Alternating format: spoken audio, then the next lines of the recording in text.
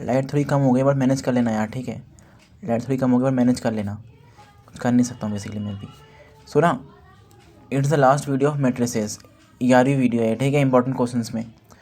It's about Cramer's rule.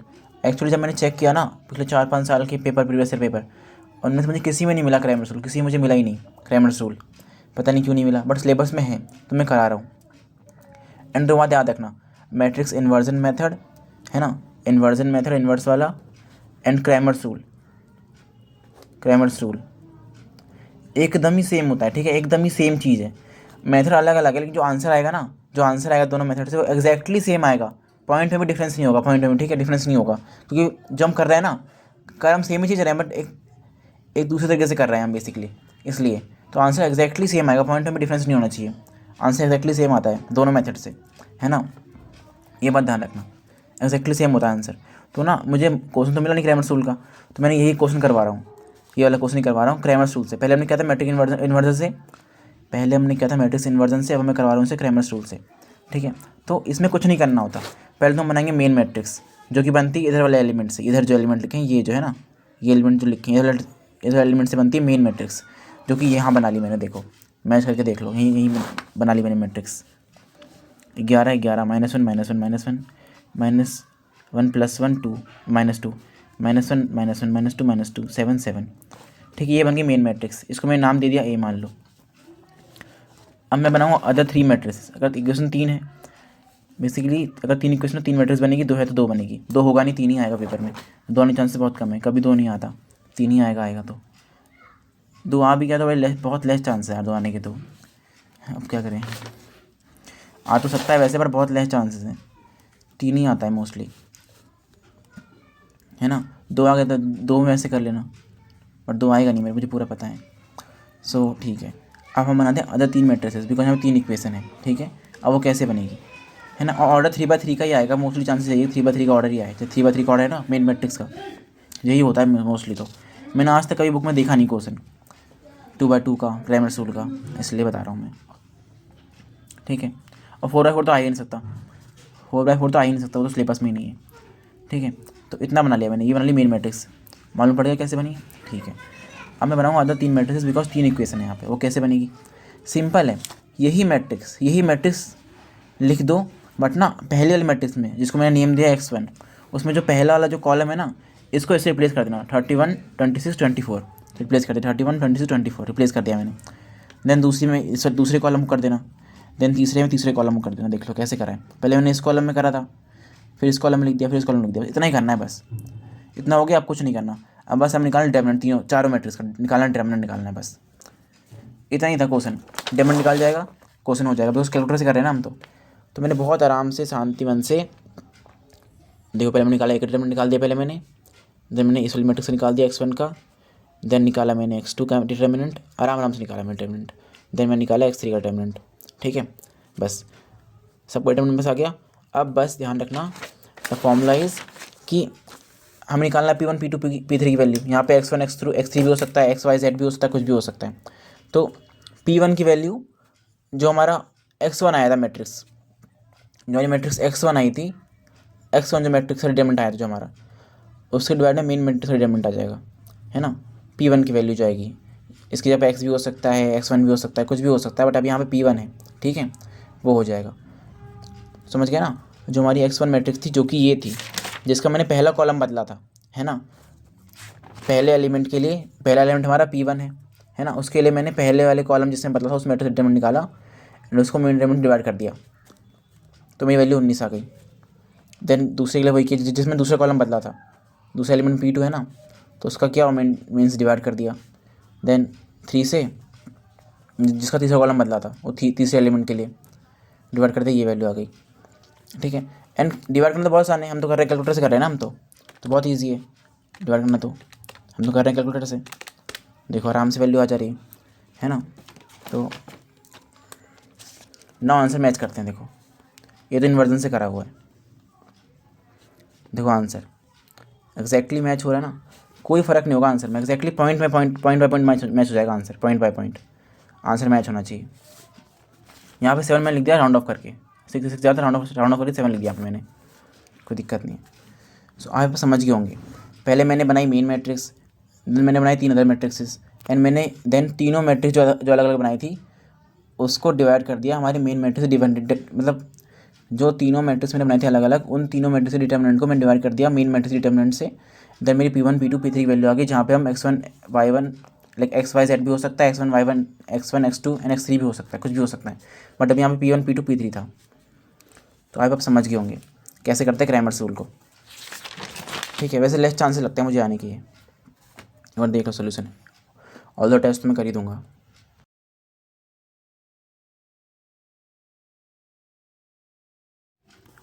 Just one more thing matrix में मुझे समझानी थी, वन मोर थिंग जस्ट। कहीं भी लिखा सकता है ना ट्रांजैक्शन मैट्रिक्स बनाओ, लाइक कह देंगे फाइनल डिमांड जो है हमारी, फाइनल डिमांड लिखेंगे, ठीक है, फाइनल डिमांड लिखेंगे वो इंक्रीज बाय डिक्रीज बाय, इसका मतलब बता चुका हूँ डिफरेंस क्या है। इनमें कुछ भी कह देंगे, बेसिकली कुछ भी कह के न्यू फाइनल डिमांड दे देंगे, कुछ भी कह के। जैसे ये क्वेश्चन देखो, इसमें तो क्या कहा है ना, rewrite the new transaction matrix, ठीक है, बताऊंगा क्या मतलब होता है। When final demand for the output of sector 1 is increase to लिखा है ना, मतलब सेक्टर 1 की फाइनल डिमांड 13 से 23 हो गई।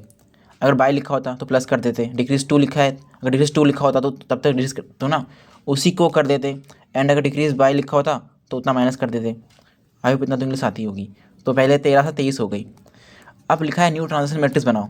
अब इसमें कन्फ्यूजन बहुत ज़्यादा है, ठीक है, बच्चे ना समझ रहे हैं टेक्नोलॉजी मैट्रिक्स बनाने को बोला है, नहीं, ये क्वेश्चन आएगा तो 12 मार्क्स का आएगा। ट्रांजैक्शन मैट्रिक्स का मतलब होता है ना पूरी टेबल को बनाना होगा दोबारा से, ये मतलब होता है कि पूरी टेबल को दोबारा से बनाओ, ये मतलब होता है ट्रांजैक्शन मैट्रिक्स का, ठीक है। तो गिवन भी था ट्रांजैक्शन मैट्रिक्स, तो इसका मतलब होता है पूरी टेबल को दोबारा से बनाओ, पूरी टेबल को दोबारा से बनाना होगा इसका मतलब हमको, ठीक है, ये मतलब होता है ट्रांजैक्शन मैट्रिक्स। अब कैसे बनेगी, अब वही मेन पॉइंट है कैसे बनेगी, तो सुनते चलना। अब मैं करके नहीं दिखा रहा, ट्राई करना खुद से, मैं एकदम बता रहा हूँ डिटेल में कैसे कैसे करना है, बस आप ट्राई खुद से करना। जब भी ऐसे बन के आ जाए ना, तो अभी रहो टेंशन फ्री रहो बिल्कुल भी, एंड जैसे मैंने सिखाया है वैसे बना लो टेक्नोलॉजी मैट्रिक्स। बना ली टेक्नोलॉजी मैट्रिक्स, जो कि बन जाएगी मेरी 4/20 एंड 5/20, 3/12 एंड 4/12, ऐसे मैंने सिखाया था। टेक्नोलॉजी मैट्रिक्स बन गई हमारी। अब इसका i-a निकाल लोगे, ये भी सिखा चुका हूँ मैं। देन उसका इन्वर्स भी सिखा चुका हूँ, उसका इन्वर्स तक कर लेना, ठीक है, बस उसका इन्वर्स भी निकाल लोगे ना, निकाल लोगे। जब उसका इन्वर्स आ जाएगा, इससे इसका इन्वर्स तो निकाल लोगे, आज मुझे इतना तो मेरा इन्वर्स तो निकाल लोगे तुम, है ना। तो उसका इन्वर्स आएगा, पहले लिख देता हूँ, आंसर बता देता हूँ क्या क्या आएगा इन्वर्स उसका। तो इन्वर्स आएगा 1/104,735, 1/04735 इंटू में हमारा आएगा 0.67 बता, आंसर बता दे रहा हूँ यार, करना खुद से, 0.8, ठीक है, ये इन्वर्स आ जाएगा, ठीक है, इसका ये इन्वर्स आ जाएगा। एंड देन इस इन्वर्स को, ध्यान सुनना, इस इन्वर्स को अपनी न्यू फाइनल डिमांड से मल्टीप्लाई कर देना। न्यू फाइनल डिमांड क्या थी, पहले क्या थी, 13 एंड 3 थी ना, 13 और 3 थी, लेकिन अब बाद में ऊपर लिखा हो गई थी 23 हो गई थी, तो 13 से 23 बन गई थी, ठीक है, नीचे तो सेम ही है, ठीक है, इससे कर देना मल्टीप्लाई, ठीक है। तो इससे तुम्हारा आ जाएगा x1 एंड x2 आ जाएगा तुम्हारा, बेसिकली ग्रॉस आउटपुट जो भी कहना कह लो, वो आ जाएगा। तो वो वैल्यू लेट मी शो क्या आ रहा है, एक का तो मेरे पास है 341288, एक का मेरे पास है 341288, दूसरे का भी निकाल लेता हूँ मैं, दूसरे का भी निकाल लेता हूँ, दूसरे का आ गया 0.25 इंटू 23, अरे यार ऑन ही नहीं करा calculator, 0.25 into 23, 5.75 plus 0.8 into 3, 2.4 plus 5.75 ना, 5.75, तो आ गया मेरा 8.15, तो इसका आ गया मेरा, अच्छा डिवाइड तो किया ही नहीं, डिवाइड बाय डिवाइड करना ना, 0.4735, 35 आ गया मेरा 17.21,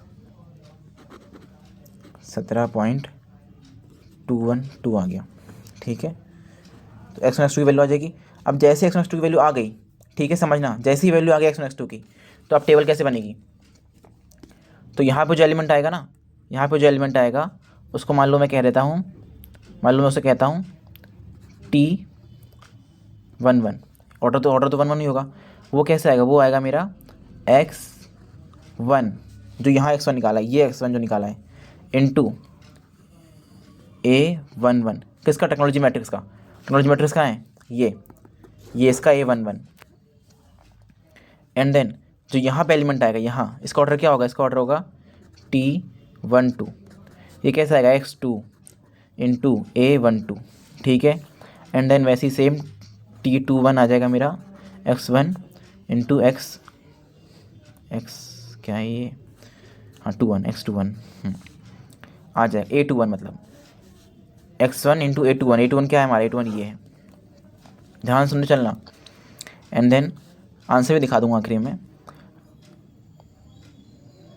एंड हमारा T22 आ जाएगा हमारा x2 इंटू A22। ठीक है, A22 क्या हमारा? ये है। x2 तो निकाल ही चुके हैं, x1 निकाल चुके हैं, तो आंसर में हमारा आखिर में आना चाहिए ये। देखो ये आंसर है हमारा। ये ऐसे ही लिख के आना, transaction matrix, the new transaction matrix is.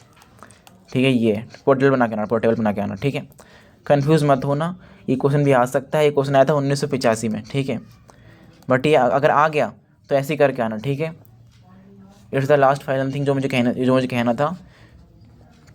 चाहो तो ये भी देख सकते हो, ये दूसरा क्वेश्चन है पर उससे हल्का से रिलेट करता है। रिलेट जो बताया था ना मैंने अभी, टेबल में कैसे बनती है, तो वो ऐसे ही बताया था मैंने कि जो x1 आएगा वो हमारा A1 इंटू x1 आएगा। x1 यहाँ पर मैं t ले लिया था, इन्होंने x ले लिया, सेम टू सेम वैसे ही इन्होंने देखो फिलअप करा टेबल में। So the new table is this. ये आंसर नहीं है, ये इस क्वेश्चन का आंसर नहीं है, इस क्वेश्चन का आंसर ये है, इस क्वेश्चन का आंसर ये है। ठीक है, the new transaction matrix is this. So I आपको ये लास्ट थिंग जो बतानी थी मुझको, आई समझ गए होंगे आप। इस क्वेश्चन के लिए ना मैंने अटैच कर दी वीडियो कमेंट्स में, वो देख लेना जरूर। ठीक है, याद से। एंड ना किस टाइप का कर लेना क्वेश्चन, बैलेंसिंग क्वेश्चन वाला, जिसमें आता है ना कि बनाओ बैलेंसिंग क्वेश्चन बनाओ, ऐसे वाले कर लेना। इसमें कुछ नहीं करना, इसमें ना बस हमें वो याद करना है फॉर्मूला, एक्स प्लस डी होता है ना, X is equal to X plus D होता है। उसमें क्या करना, ए तो हमारी देखो ये गिवन है ना, जो पी मैट्रिक्स लिखा हुआ है, पी बनाया हुआ है, बेसिकली टेक्नोलॉजी मैट्रिक्स है। बेसिकली एक्स प्लस डी तो कर लेते हैं, तो मैं सिखा रखा है पहले वीडियो में, एक्स प्लस डी तो कर लोगे, है ना। वो हो जाए ना जब, तो यहाँ पर डी की जगह फाइनल डिमांड पुट कर देना, एंड इक्वल टू में ना कर देना gross output, and then final demand को सेट भेज के ग्रॉस आउटपुट से माइनस कर देना, तो हो जाएगा। एंड एक्स प्लस डी तो कर ही लोगे, मतलब एक्स तो कर ही लोगे ना, कि टेक्नोलॉजी मैट्रिक्स का first row multiply by x1 x2 x3 करते हैं। आंसर अटैच कर दूंगा मैं।